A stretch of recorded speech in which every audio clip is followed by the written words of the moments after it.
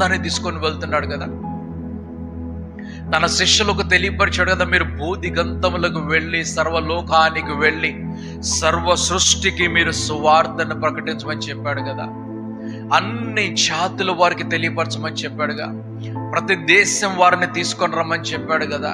మరి అందరినీ, ఇన్ని దేశాల వారు, ఇన్ని జాతుల వారు, ఇన్ని భిన్నమైనటువంటి రంగులు రూపములు కలిగిన వారిని ఆ దేవుడు ఏకము చేసుకోవడానికి ఒకవేళ ఆయన కుమారుడైనటువంటి క్రీస్తుని భూలోకంలోకి పంపించి ఆయన బలియాగము ద్వారా, ఆయన శ్రమ ద్వారా, ఆయన కొరడా దెబ్బల ద్వారా, ఆయన సిలువ ద్వారా దీన్ని సాధ్యపరుచుచున్నాడంటే ఆ దేవుడికి ఈ సంకల్పము ఒకవేళ నిజమైన ఉద్దేశం అయితే మరి మొదట మనకు కనిపించేటువంటి దేవుడి యొక్క ఆలోచన, ఆయన మీద ఉన్నటువంటి అభిప్రాయం భిన్నం.